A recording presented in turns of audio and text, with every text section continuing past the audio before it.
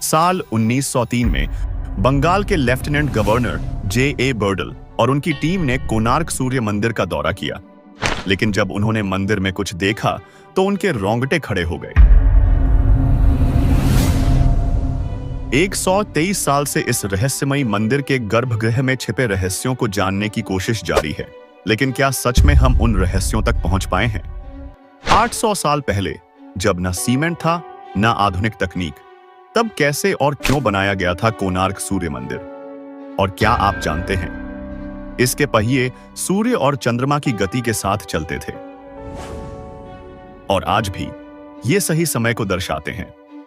यह तो एक छोटा सा हिस्सा है, असली चमत्कार तो कुछ और ही है।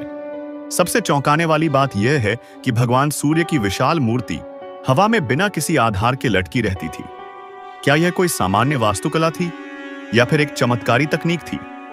52 टन का चुंबक, जो इस रहस्य को और भी गहरा बना देता है, आज भी वैज्ञानिकों के लिए एक अनसुलझा सवाल है। 2022 में भारतीय सरकार ने गर्भगृह को खोलने का फैसला किया, लेकिन इस काम को पूरा करने में क्यों इतनी देरी हो रही है?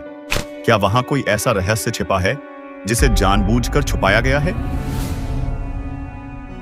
इस डॉक्यूमेंट्री में हम इन सभी रहस्यों को सामने लाने की कोशिश करेंगे।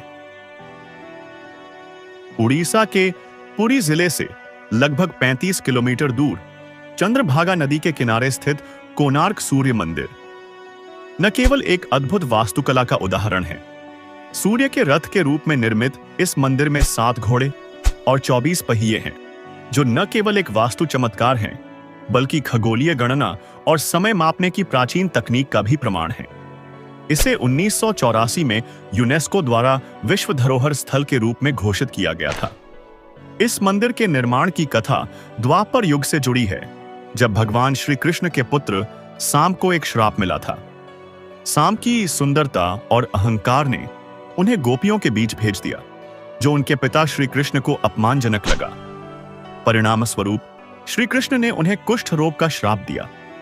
इस रोग से मुक्ति पाने के लिए सांब ने महर्षि कटक से परामर्श लिया और चंद्रभागा नदी के तट पर 12 वर्षों तक सूर्यदेव की तपस्या की। सूर्यदेव से आशीर्वाद प्राप्त कर उनका रोग समाप्त हुआ और उनके स्वास्थ्य में सुधार हुआ। आभार स्वरूप सांब ने उसी स्थान पर सूर्यदेव के लिए भव्य मंदिर बनाने का निश्चय किया, जिसे कोणार्क नाम से जाना जाता है, जहां सूर्य की किरणें सीधे मंदिर के गर्भगृह पर पड़ती हैं। कोणार्क सूर्य मंदिर, जो आज हम देख रहे हैं, 13वीं शताब्दी में गंग वंश के राजा नरसिंह देव प्रथम द्वारा बनवाया गया था। इस मंदिर का निर्माण राजमाता कस्तूरी देवी की प्रेरणा से शुरू हुआ, जिन्होंने अपने पुत्र से सूर्यदेव के सम्मान में एक भव्य मंदिर बनाने का आग्रह किया था। राजा ने यह कार्य बिशु महाराणा को सौंपा और 1238 से 1264 के बीच मंदिर का निर्माण हुआ। मंदिर की विशेषता यह है कि इसे बलुआ पत्थरों से बनाया गया और पत्थरों को जोड़ने के लिए आयरन क्लैंप्स का उपयोग किया गया, जो उस समय की उन्नत इंजीनियरिंग का प्रतीक है। मंदिर के प्राण प्रतिष्ठा के बाद कुछ रहस्यमय घटनाएं हुईं, जिससे राजा ने पूजा रोक दी। साल 1903 में अंग्रेजों ने मंदिर की संरचना को बचाने के लिए इसके दरवाजों को बंद कर दिया और गर्भगृह को रेत से भरवा दिया। आज भी गर्भगृह बंद है, हालांकि 2022 में इसके नवीनीकरण का काम शुरू हुआ है। कोणार्क सूर्य मंदिर अपनी उन्नत वास्तुकला, खगोल विज्ञान और प्राचीन इंजीनियरिंग के लिए प्रसिद्ध है। इसका निर्माण इस प्रकार से किया गया था कि सूर्योदय की पहली किरण सीधे सूर्यदेव की प्रतिमा पर पड़ती थी, जो भारतीय ज्ञान और विज्ञान का अद्भुत उदाहरण है। कोणार्क सूर्य मंदिर को सूर्यदेव के रथ के रूप में डिजाइन किया गया है, जो सूर्य की गति और समय के चक्र का प्रतीक है। इसे 7 घोड़ों द्वारा खींचे जाने वाला रथ दर्शाया गया है, जो इंद्रधनुष के 7 रंगों को दर्शाते हैं। हालांकि समय के साथ आज केवल एक घोड़ा बचा है। आधुनिक विज्ञान के अनुसार सूर्य की रोशनी 7 रंगों से बनी होती है, जैसा कि आइजक न्यूटन ने 1666 में पाया था। लेकिन यह मंदिर 400 साल पहले बना था, जो यह सवाल उठाता है कि प्राचीन कारीगरों को यह ज्ञान कैसे था।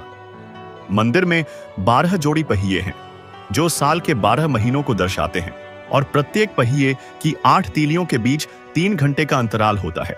जो एक अद्भुत सूर्य घड़ी का काम करते हैं। मंदिर की संरचना में चुंबक और आयरन का उपयोग भी किया गया था, जैसे 52 टन का चुंबकीय पत्थर जो मंदिर को स्थिर बनाए रखता था।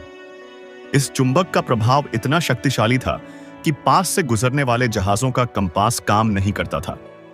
इसे ब्लैक पैगडा, काला पगोड़ा कहा गया था और माना जाता है कि पुर्तगाली नाविकों ने इस चुंबक को निकाल लिया था, जिसके बाद मंदिर की संरचना असंतुलित हो गई। 1568 में काला पहाड़ नामक मुस्लिम जनरल ने मंदिर पर हमला किया और मंदिर की संरचना को नुकसान पहुंचाया। इसके बाद सूर्यदेव की मूर्ति को छिपा लिया गया। आज भी यह मंदिर एक रहस्य बना हुआ है और इसकी अद्भुत वास्तुकला और तकनीकी कौशल भारत के प्राचीन ज्ञान का प्रतीक है। कोणार्क सूर्य मंदिर न केवल एक धार्मिक स्थल था, बल्कि यह एक शिक्षण केंद्र भी था, जहां विभिन्न धर्मों के लोग एकत्र होते थे। इसे केवल हिंदू मंदिर नहीं, बल्कि ज्ञान का भंडार कहना अधिक उचित होगा। यह वीडियो आपको कैसी लगी? कमेंट में हमें जरूर बताएं। धन्यवाद।